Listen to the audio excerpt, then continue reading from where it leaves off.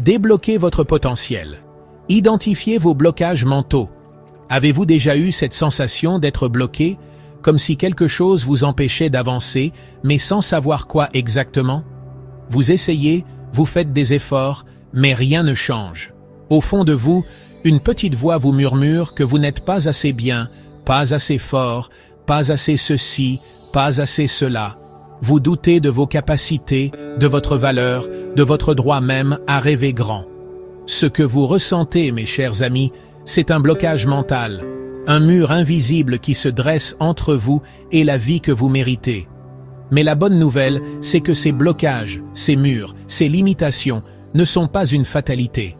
Ils sont comme des chaînes que vous avez vous-même forgées, souvent inconsciemment, et que vous pouvez briser.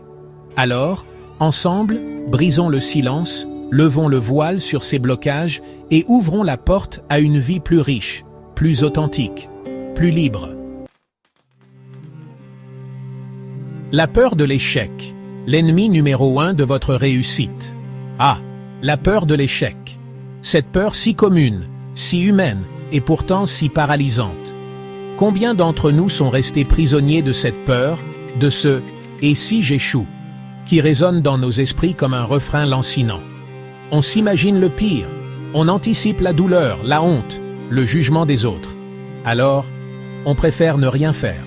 On reste dans notre zone de confort, même si elle est devenue inconfortable à force de frustration et de rêves inassouvis.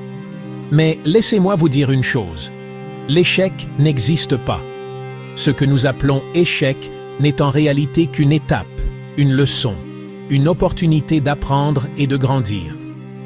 Pensez aux plus grandes réussites, aux plus belles histoires. Elles sont souvent pavées d'obstacles, de chutes, de recommencements.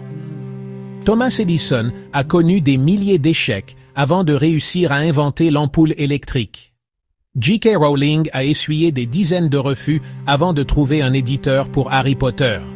Car c'est dans la chute que l'on apprend à voler. Le syndrome de l'imposteur.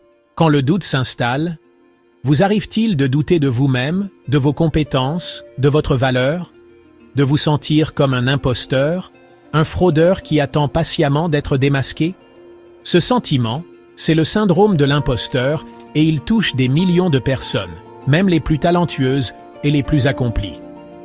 On se compare aux autres, on minimise nos réussites, on attribue nos succès à la chance ou au hasard. On a l'impression de ne pas mériter notre place, de ne pas être à la hauteur. Ce manque de confiance en soi peut nous empêcher de saisir des opportunités, de nous affirmer, de briller de mille feux. Mais sachez une chose, vous êtes unique, vous avez des talents et des qualités qui vous sont propres. Apprenez à reconnaître vos forces, à célébrer vos victoires, aussi petites soient-elles. Entourez-vous de personnes bienveillantes qui vous encouragent et vous tirent vers le haut. Libérez-vous du poids du syndrome de l'imposteur et donnez-vous la permission de briller. Chapter 3. Les croyances limitantes. Ces chaînes invisibles qui vous retiennent. L'argent, c'est pour les autres. Je ne suis pas fait pour ça. Je ne suis pas assez intelligent, assez talentueux, assez chanceux. Ces phrases vous disent de quelque chose. Ce sont des croyances limitantes, des idées préconçues que nous avons intégrées depuis l'enfance, souvent sans même nous en rendre compte. Ces croyances agissent comme des filtres, déformant notre perception du monde et de nous-mêmes. Elles nous empêchent de voir les opportunités, de prendre des risques, de nous réaliser pleinement. Mais la bonne nouvelle, c'est que nous avons le pouvoir de changer ces croyances. Affirmez vos rêves, visualisez votre réussite, entourez-vous de personnes qui vous inspirent. Chapter 4. Le perfectionnisme, l'ennemi du bien. Aspirer à la perfection peut sembler être une qualité, mais poussé à l'extrême, le perfectionnisme peut devenir un véritable frein à votre épanouissement. Le perfectionniste a une peur panique de l'échec, de l'erreur, du jugement des autres. Il se fixe des standards impossibles à atteindre et se montre extrêmement critique envers lui-même et envers son travail. Résultat, procrastination, stress, anxiété et un sentiment permanent d'insatisfaction. Le perfectionniste retouche son travail sans cesse, recherche la moindre imperfection et a du mal à déléguer par peur que ce ne soit pas fait comme il faut. Apprenez à lâcher prise, à accepter l'imperfection. Célébrez vos réussites, aussi petites soient-elles, et apprenez de vos erreurs. Chapter 5. La peur du regard des autres. Libérez-vous du joug du jugement. Qui n'a jamais été freiné par la peur du regard des autres? Cette peur peut nous empêcher de vivre pleinement notre vie, de faire des choix audacieux, de nous affirmer tels que nous sommes. On s'inquiète de ce que les gens vont penser, dire ou faire si on ose sortir des sentiers battus. On se conforme aux normes sociales, on se fond dans la masse, on renonce à nos rêves par peur d'être rejeté ou moqué. Mais voici la vérité. Vous ne pouvez pas plaire à tout le monde. Votre mission, c'est de vivre votre vie selon vos propres valeurs, de poursuivre vos rêves avec passion et détermination.